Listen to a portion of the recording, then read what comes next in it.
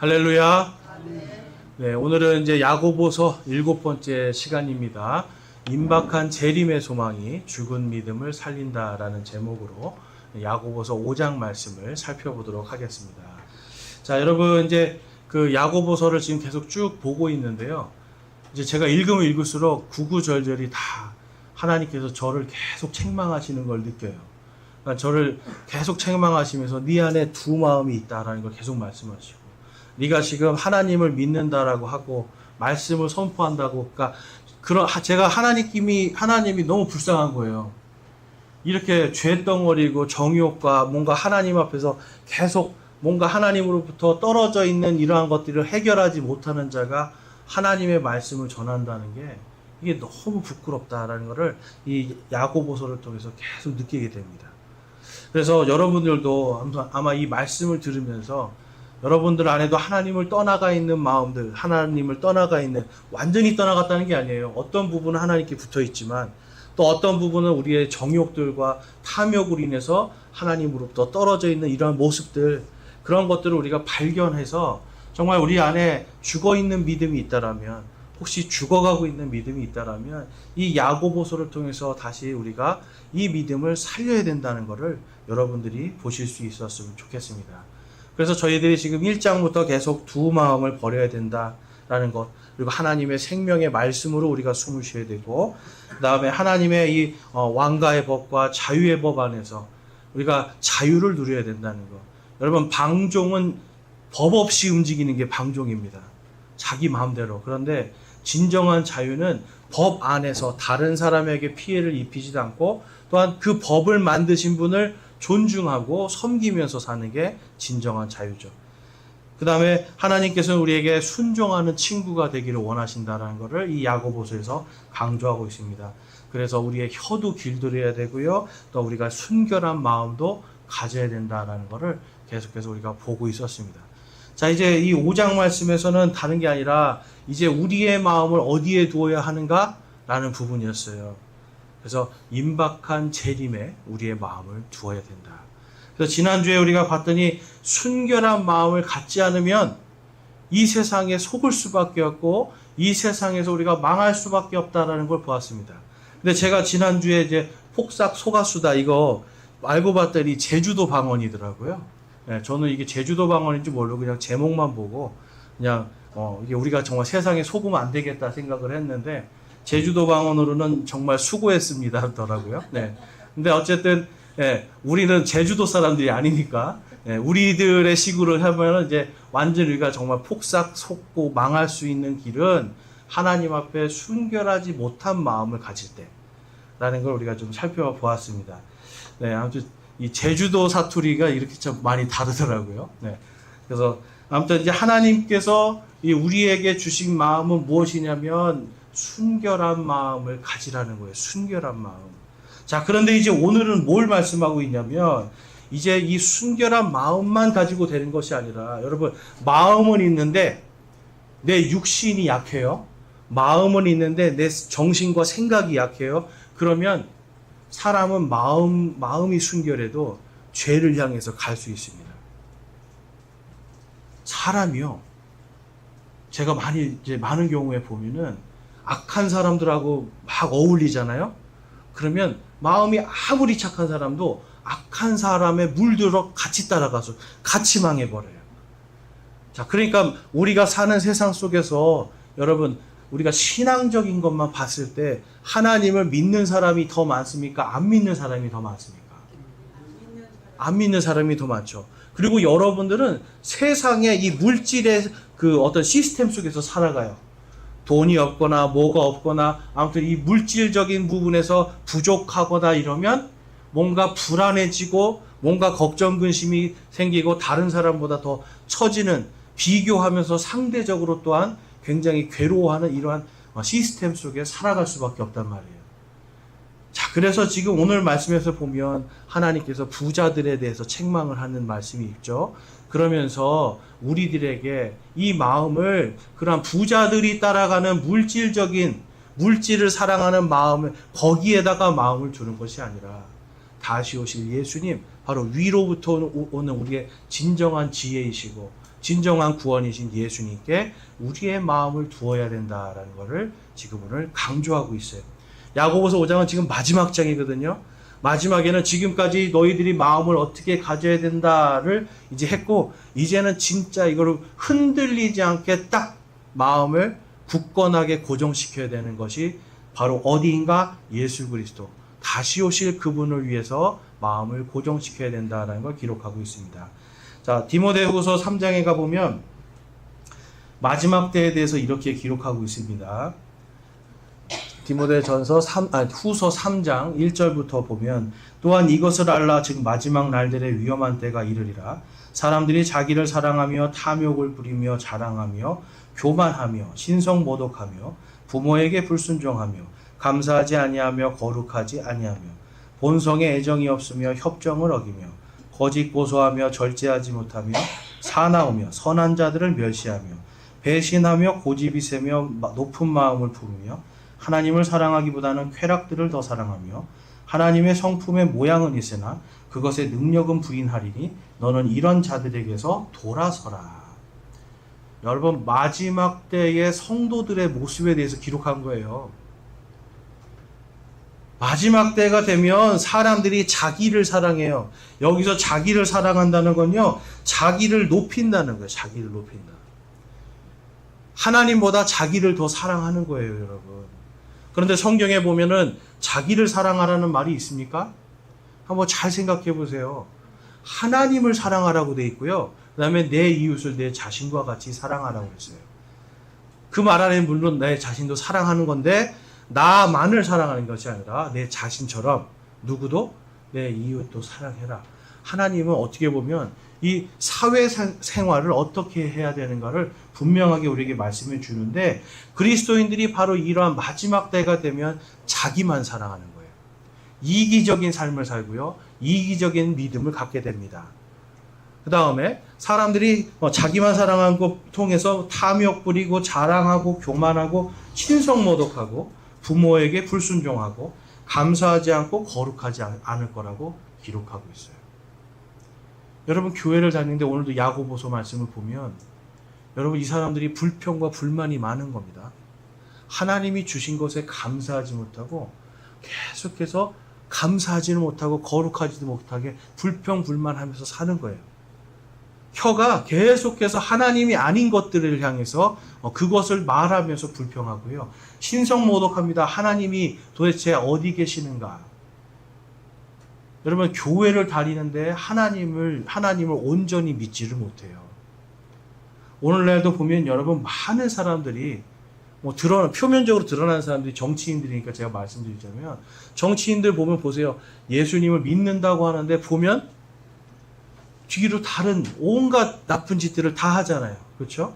심지어는 범죄를 저질렀는데도 범죄를 안 저질렀다고 거짓말 끝까지 오리발 내밀려다 걸리기도 하고 감옥에 가기도 합니다. 또 어떤 사람들은 분명히 범죄 사실이 드러났는데도 불구하고 그 범죄 사실이 드러난 사람을 지지하고 옹호해요, 여러분. 여러분, 죄가 있는데 죄인이 있어요. 정말 범죄자가 있어요. 근데 그 범죄자를 잘했다라고 칭찬하면 그 칭찬한 사람도 그 죄를 면치 못하는 겁니다. 맞죠, 여러분? 거짓말을 하는데 속이는 사기꾼인데 사기꾼하고 친구가 돼서 그 사람을 감싸줘요. 그럼 여러분, 똑같은 범죄자들인 거죠. 여러분, 오늘날 그리스도인들이 그러한 식으로 지금 살아가고 있다라는 거예요. 하나님이 살아계심도 인정하지 않고요. 하나님이 창조하신 이 세계도 인정하지 않고요. 예수님이 다시 오심도 인정하지 않습니다. 그냥 교회를 다니는 것이 자신의 하나의 마음 수양, 내가 좀 편안해지기 위한 거. 여러분, 이게 바로 종교 생활이에요. 마지막 때가 되면 사람들이 다, 많은 교회들이 그렇게 될 것이다. 그 다음에 본성에 애정이 없고 협정을 어기고 거짓 고소하고 절제하지 못하고 사납고 선한 자들을 멸시하고, 여러분, 이러한 거 배신하고 고집 부리고, 여러분, 우리 안에도 이미 이러한 것들이 좀 있지 않습니까? 그런데 마지막 때가 되면 이게 굉장히 증폭돼서요, 하나님을 사랑하지 않고 세상의 쾌락을 더 사랑하기 시작하고요, 경건의 모양, 하나님의 성품의 모양, 그러니까 교회 다니는 모양은 있는 거예요.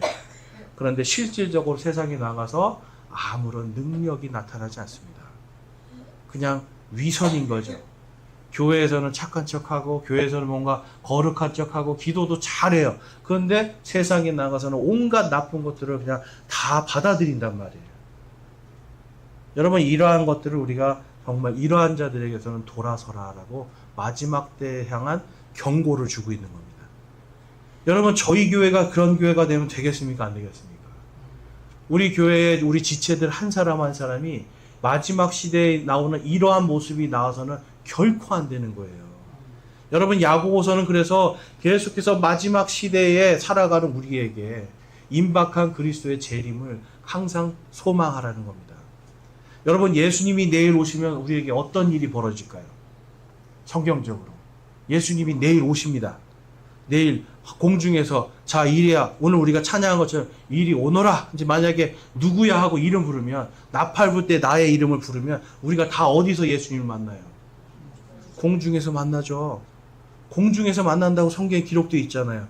그리고 그 다음에 천국으로 가는 게 아니라, 여러분, 천국에 있는 게 아니라 그 다음에 예수님의 심판석 앞에 딱 서서 우리가 한평생 동안 저질렀던 죄악들, 또한 한평생 행했던 선한 일들을 하나님 앞에, 아니 예수님 앞에 낱낱이 보고하는 거예요. 내일 예수님 오시면 여러분 오늘 어떻게 살아야 될까요? 그러면 내일 예수님이 오신다면 우리가 그 내일 사라질, 내일 완전히 연기처럼 사라질 그 물질을 섬기고 그 물질을 위해서 내 마음을 쏟고 그냥 나를 높이고 나를 자랑하는 걸 위해서 내 모든 시간과 노력을 다 바친다라면 내일 예수님 앞에 서서 우리가 무슨 말을 하겠습니까? 여러분의 혀가 여러분 그때는 절제가 안 되는 거예요. 예수님 자 말해라 그러면 예수님 제가 잘못했습니다 쫙 얘기하는 거예요. 예수님이 다 들어보고 한평생 선한 것이 하나도 없구나 라고 한다면, 너에게 남는 것이 아무것도 없구나 하면 내일 우리는 아무런 보상을 받을 수가 없게 됩니다. 여러분, 마지막 시대의 지금 이 야고보서에서는 마치 내일 예수님이 오실 것처럼 임박한 재림, 임박한 예수님의 다시 오심을 늘 기억하고 그것에 맞춰서 합당하게 살으라는 거예요. 내일 예수님이 오시면 여러분들은 뭘 하시겠습니까? 악한 일을 하시겠습니까? 선한 일을 하시겠습니까?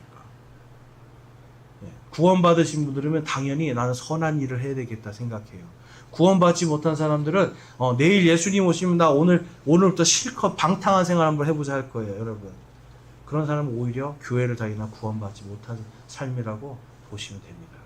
여러분, 그러나 정상적인 그리스도인들은 내일 예수님이 오신다면 오늘 회개하고요, 돌이키고 정말 예수님을 위해서 오늘 하루 내 입술에 어떤 것을 담아야 될지를 분명하게 알게 돼요.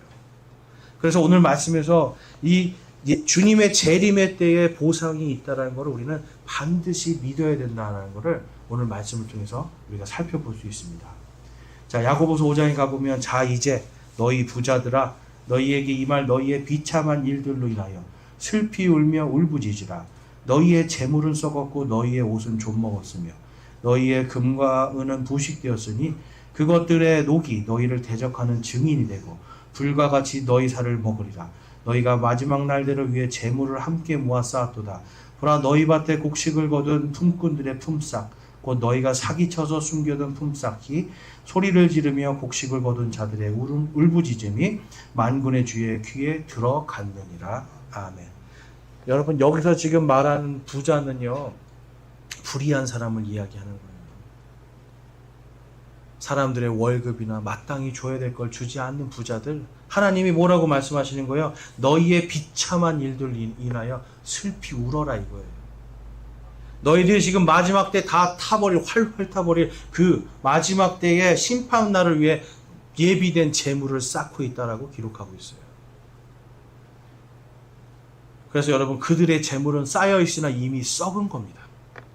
그들의 은과 금은 이미 쌓여있으나 다 여러분 부식된 거예요. 그들의 화려한 옷은 그들의 옷장 속에 가득하나, 여러분 명품이 가득하나 이미 그 모든 것은 다 좀먹은 것 같이 쓸모없는 것이다 라고 성경이 말씀하고 있어요.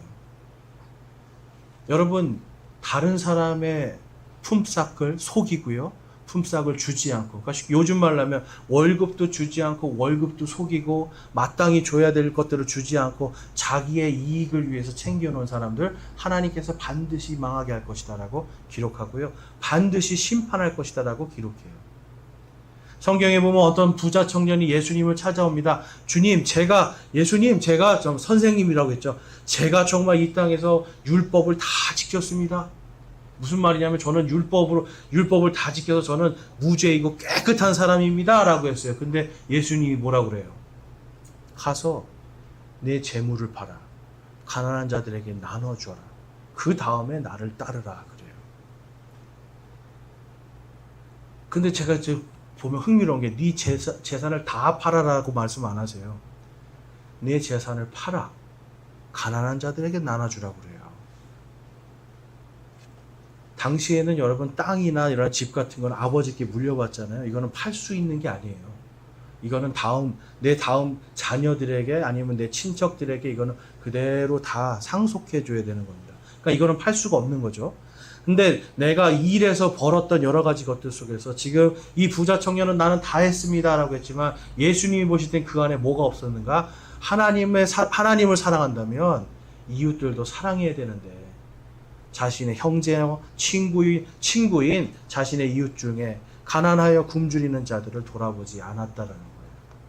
여러분, 그래서 예수님이 뭐라고 그래요? 가서 그들에게 다 그들을 주고 그들에게 먹을 것과 입을 것과 마실 것들을 주고 그 다음에 나를 따르라라고 말씀하는 거예요.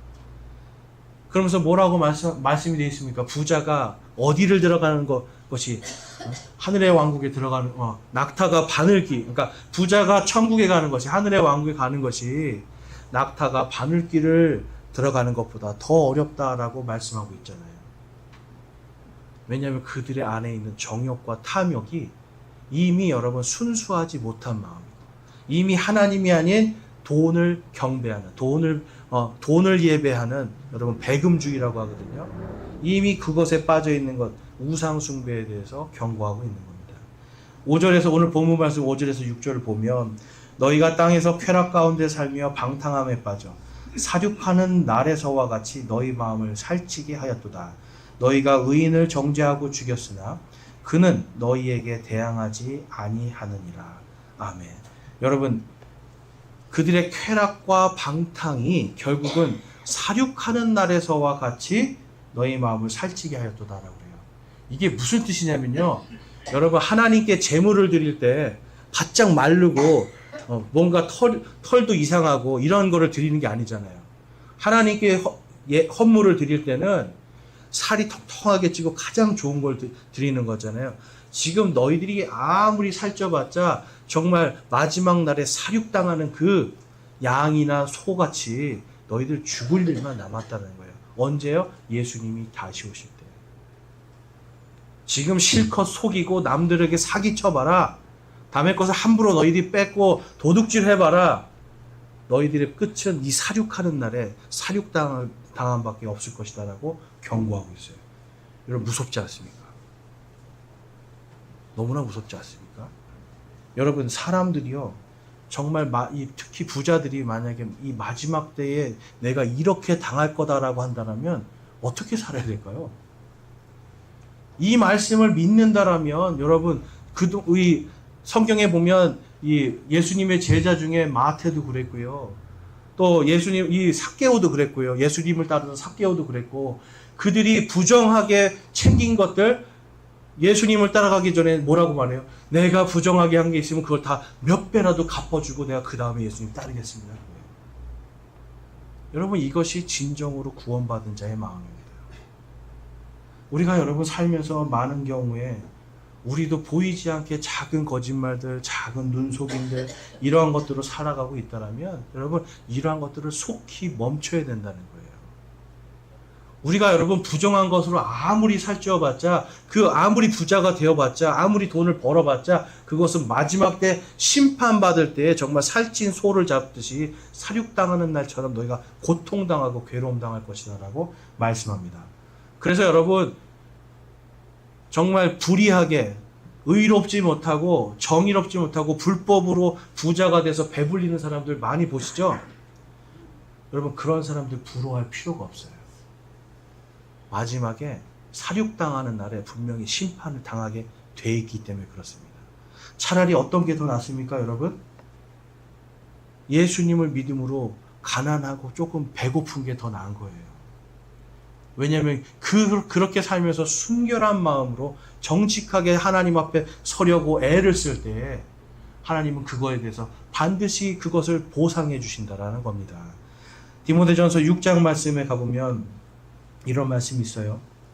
우리 같이 한번 읽어보겠습니다. 6장 7절에서 10절인데요. 시작.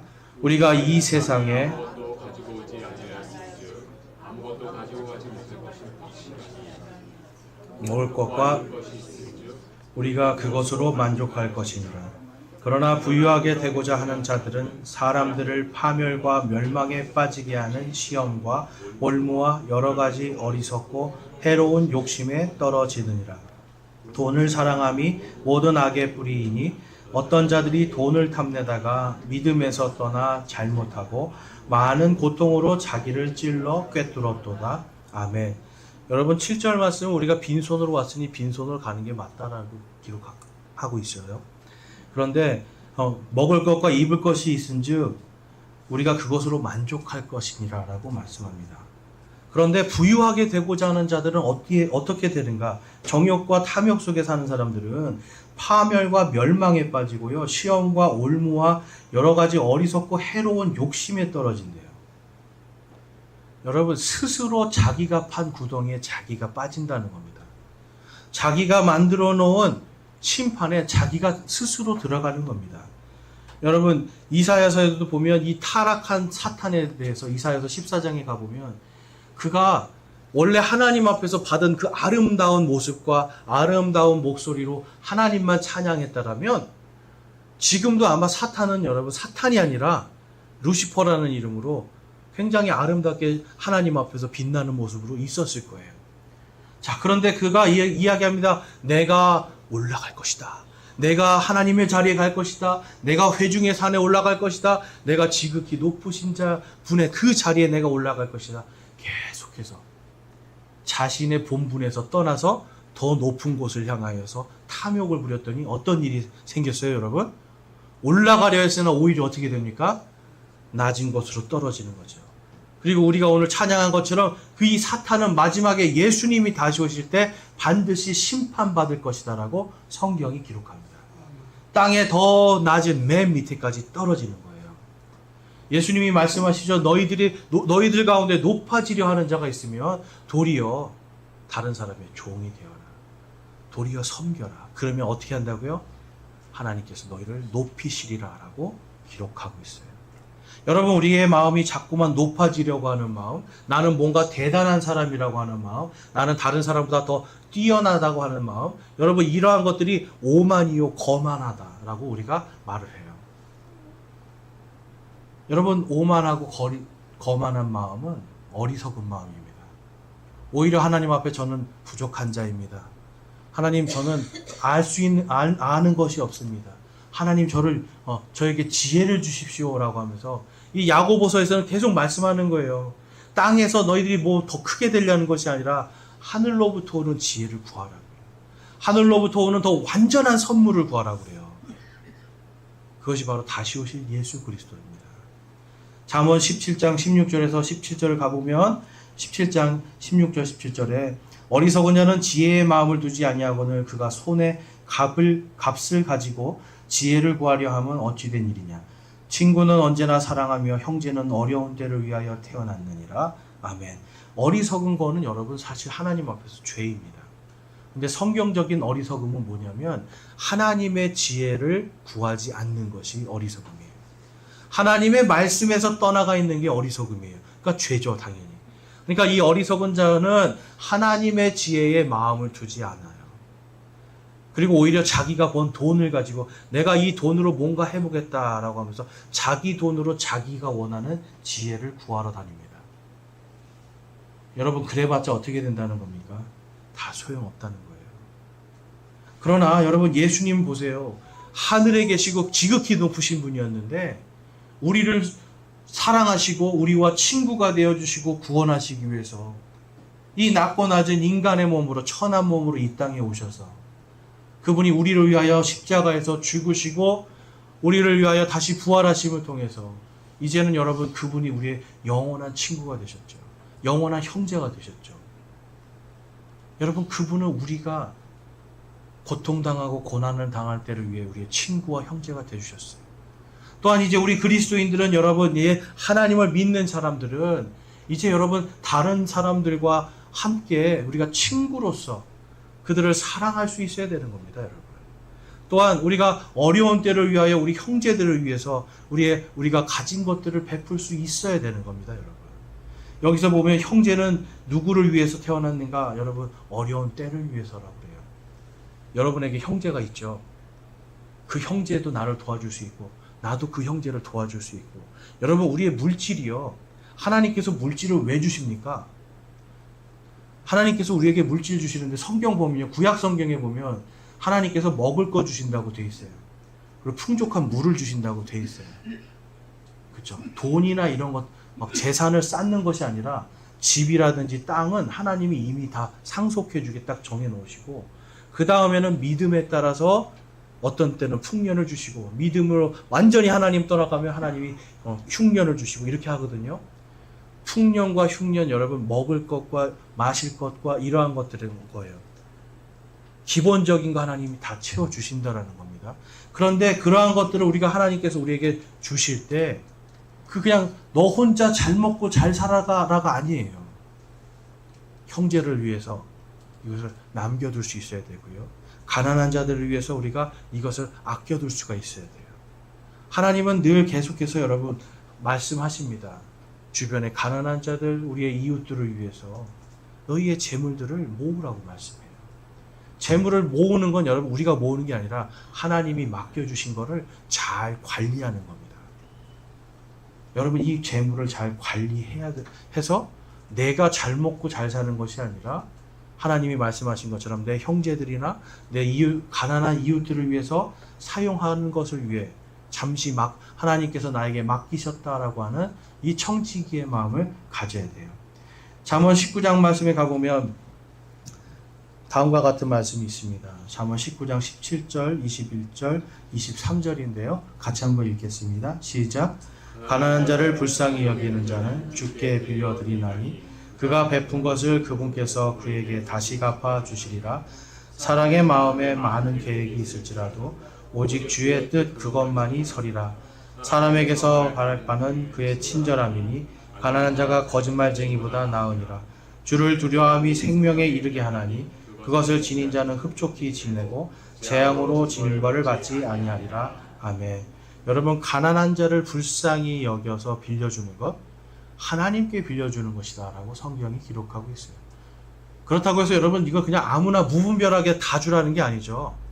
성경에 보면 분명히 명확한 기준들이 있어요. 여러분 정말로 먹고 살 게 없을 때 먹고 살 거 없는 사람들 도와주는 거 맞습니다. 그리고 성경에서는 보면은 이 아버지 없는 아이들, 그 다음에 일할 수 없는 과부들, 나이가 많은 과부들 이런 사람들 도와주라고 돼 있어요. 그러니까 쉽게 말하면 나그네들도 주라고 그래요.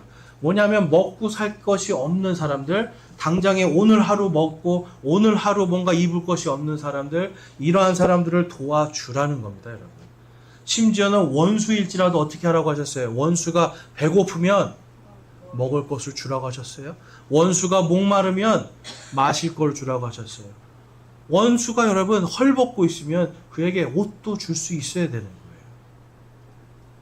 여러분 우리에게 하나님께서 맡기신 이 모든 재물들에 대해서 우리는 계속해서 이것을 쌓아놓고 심지어는 다른 사람을 속이고 거짓말해서라도 가짜를 진짜라고 속이고요. 진짜인데 가격을 확 더 부풀려서 팔고요. 여러분 필요 이상의 정말 다른 사람을 속이는 것으로 얻는 이 재물들은 다 소용없는 것들입니다.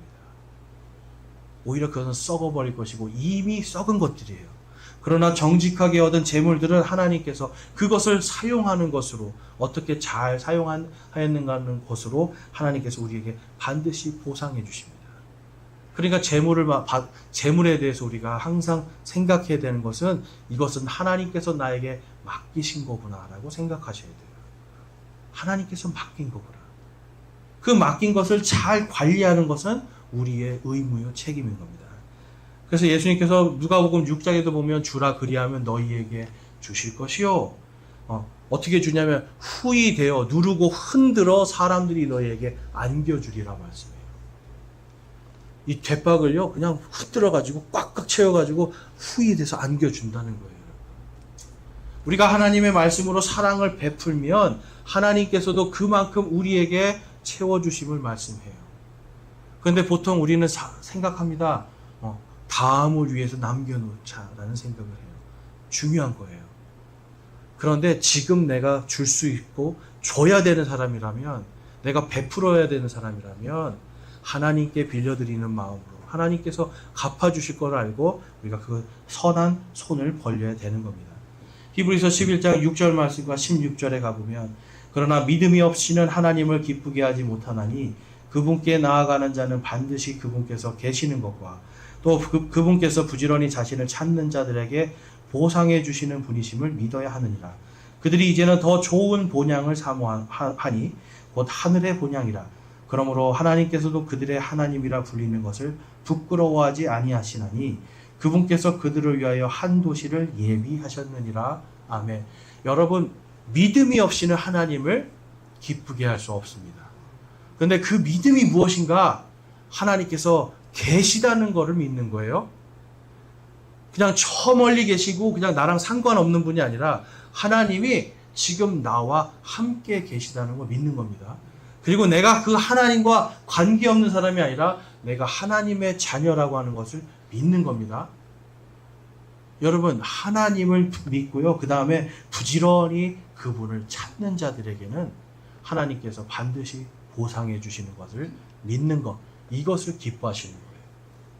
부지런히 내가 하나님의 뜻을 구하는 겁니다. 하나님, 하나님의 말씀에 이런데 제가 이것을 행하려니 제 돈이 아깝습니다. 제 시간이 아깝습니다. 제 노력이 아깝습니다. 그런데 하나님, 하나님의 말씀에 있으니 제가 한번 실천해 보겠습니다. 그럼 하나님 어떻게 하면 이거를 정말 지혜롭게 쓸 수 있을까요? 계속해서 하나님을 찾는 거예요. 하나님께 기도하는 거예요. 하나님께 기도하면서 하나님의 뜻을 이루어 드리기 위해서, 하나님이 영광 받으실 것을 위해서 내 삶을 계속해서 주님과 가까이 지내는 삶을 산다라면 하나님께서 그에게 반드시 보상해 주신다라고 기록하고 있습니다. 앞에서 봤던 구약 말씀들도 다 그 말씀 아니에요? 가난한 자들을 빌려주면 하나님께 빌려준 것이니 하나님께서 그것을 갚아주시겠다라고 말씀하시죠.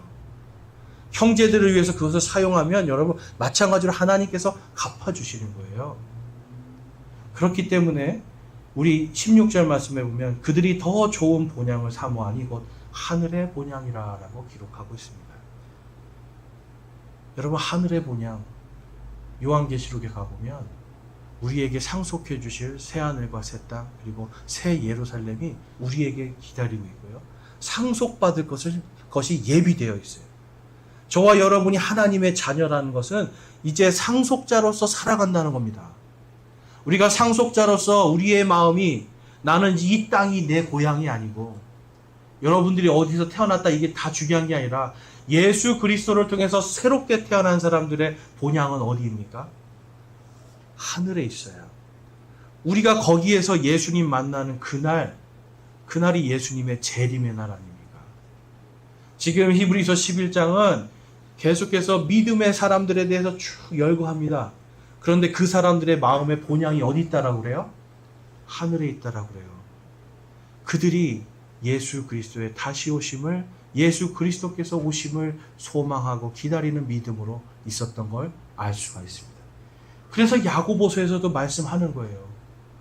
우리의 유일한 소망은 예수님의 재림이다라는 거예요. 다시 오실 그분에게 우리의 마음과 생각을 딱 고정시켜 놓는 겁니다. 이사야서 24장에서도 너희의 마음과 생각을 주께 고정시킨 자는 완전한 평강을 얻을 것이다 라고 약속해 주고 있어요. 여러분, 이 땅에서 한번 보세요. 돈에 마음을 두고, 집에다가 마음을 두고, 땅에다가 마음을 두고, 사업에다가 마음을 두고 있으면 어떠세요? 계속 불안하지 않아요? 왜냐하면 이건 어차피 다 날아갈 것들이기 때문에 그래요. 사라질 수 있기 때문에 그래요. 조금만 잘못하면 사라지는 거잖아요. 그렇죠?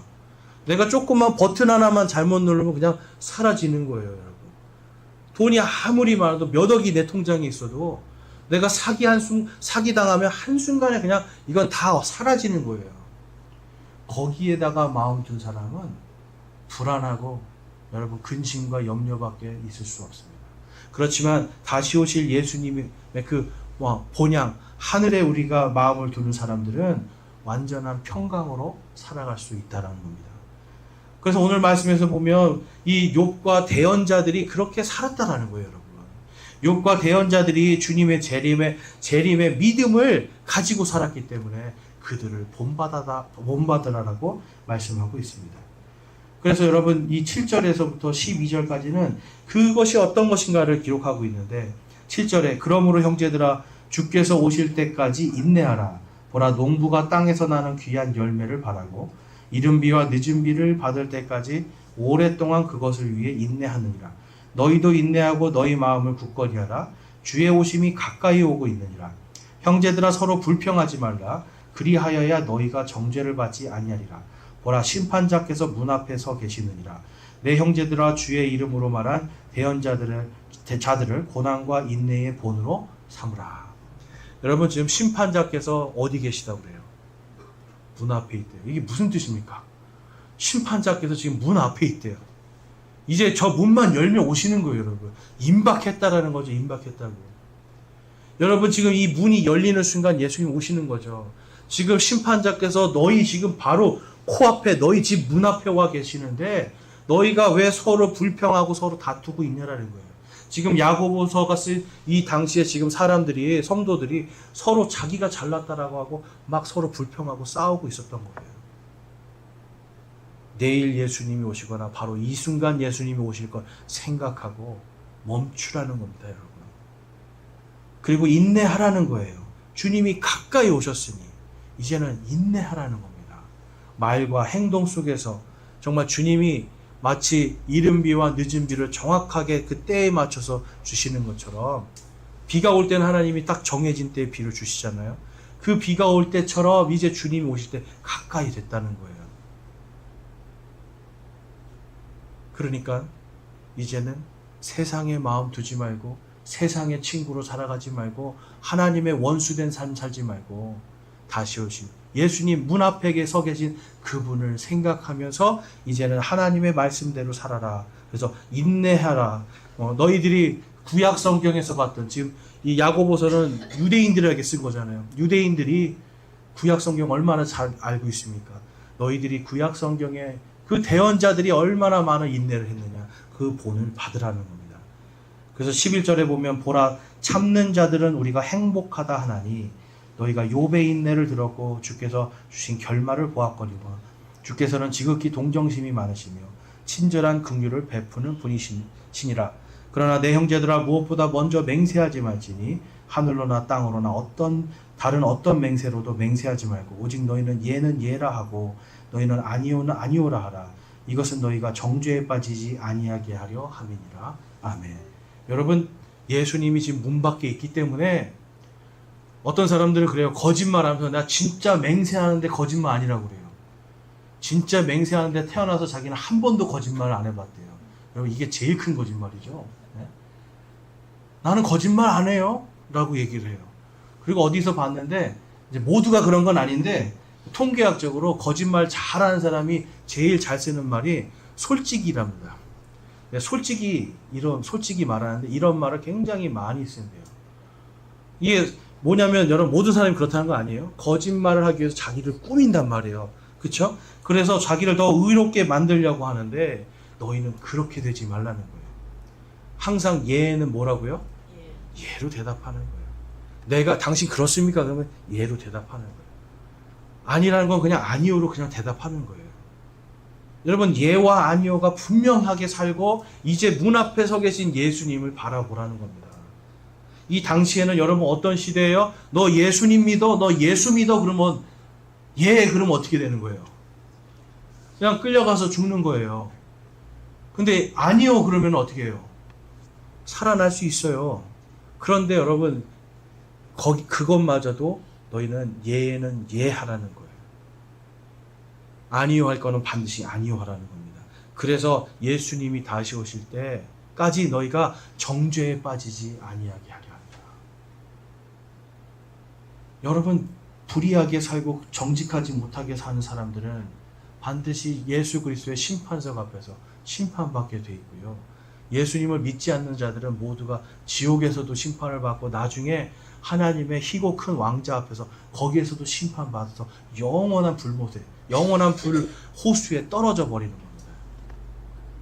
여러분, 심판이 지금 바로 문 밖에 서 있다니까요. 그런데 우리가 예수님을 믿기 때문에 심판이 임하지만 그것이 우리에게는 여러분 완전한 우리에게 멸망이 아니에요.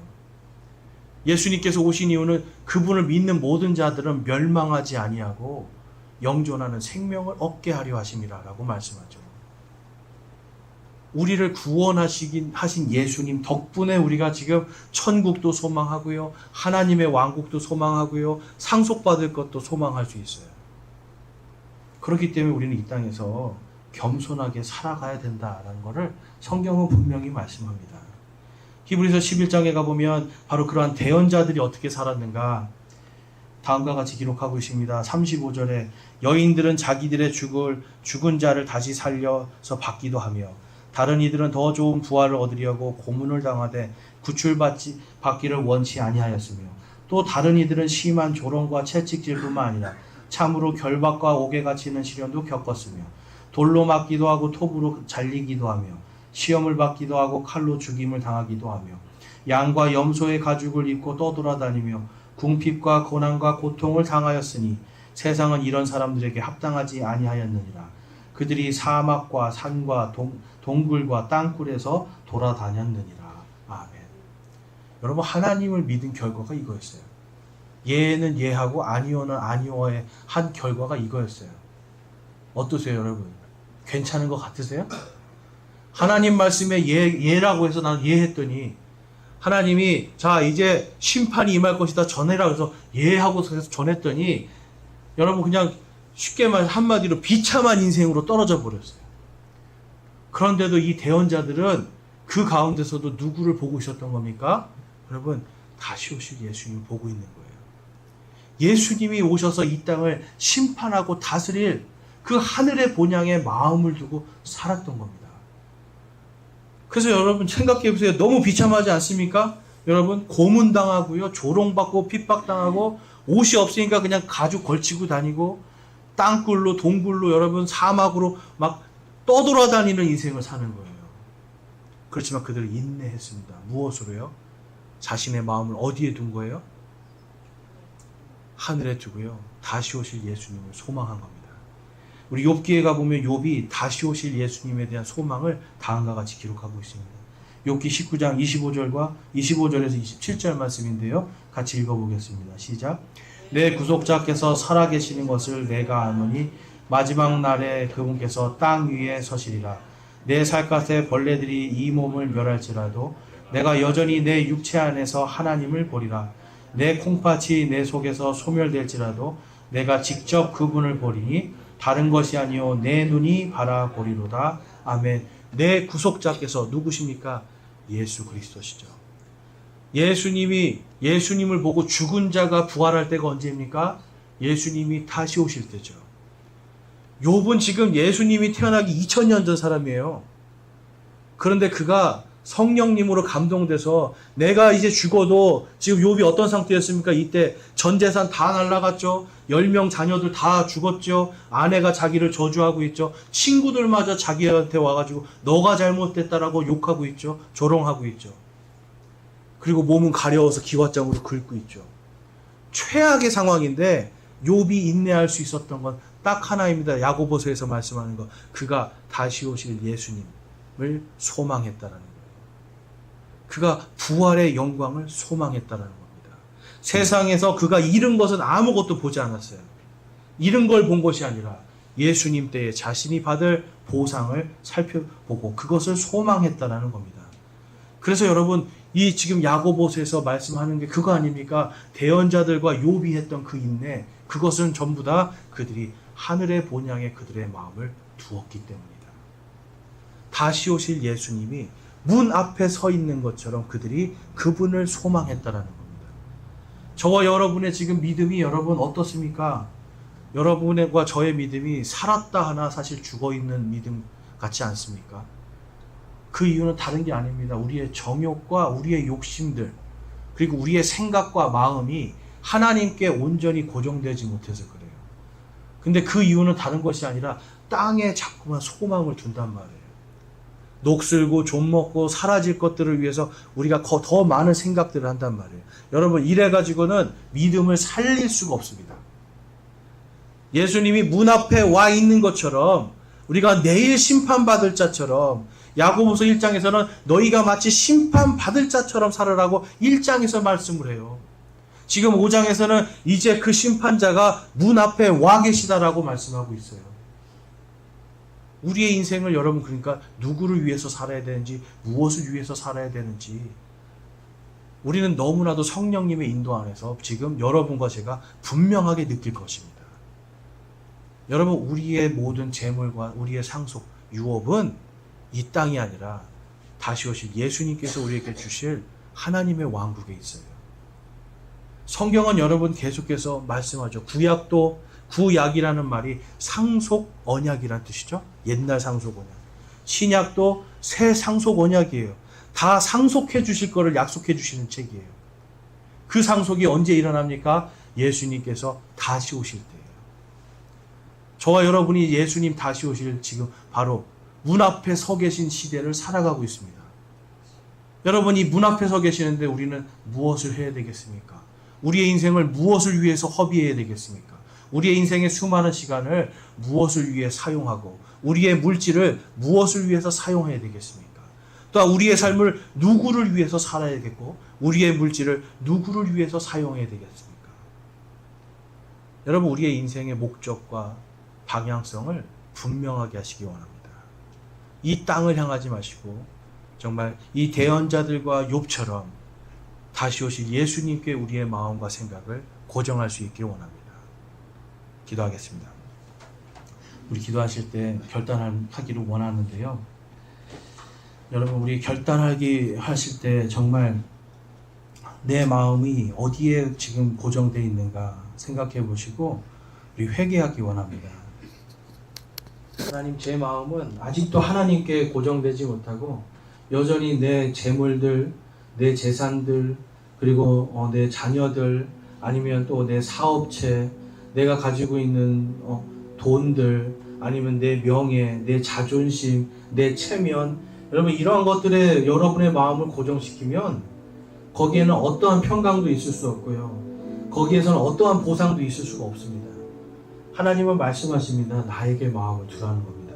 마음을 다하고 혼을 다하고 힘을 다하여 주 내 하나님을 사랑하라 하신 이 말씀, 저와 여러분이 이 말씀을 분명히 새겨들고요, 욥이 고백한 것처럼 정말 마지막 때 주께서 서시는 그날, 내가 그날을 소망하며 이 모든 고통을 인내하고 있다라고 하는 그 고백이 저와 여러분의 고백이 되기 원합니다. 우리 하나님께 회개와 결단으로 우리의 마음을 올려드리겠습니다. 기도하겠습니다.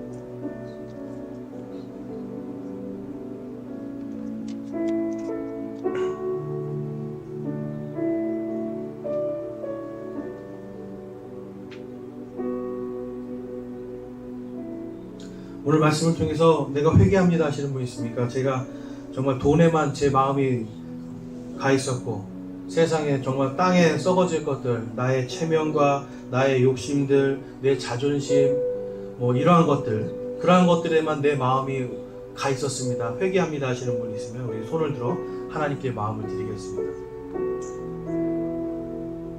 제가 회개합니다 하시는 분들 우리 하나님께 마음을 드리겠습니다.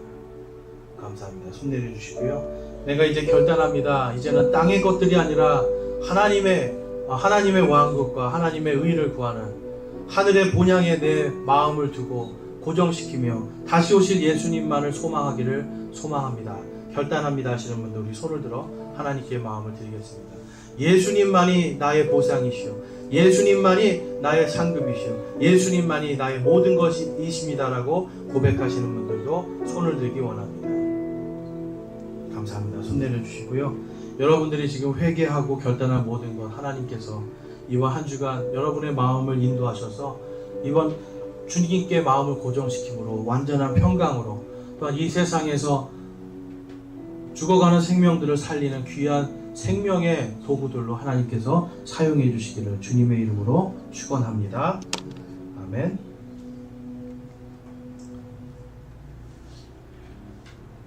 파워포인트가 아니죠. 우리 이제 다 같이 일어나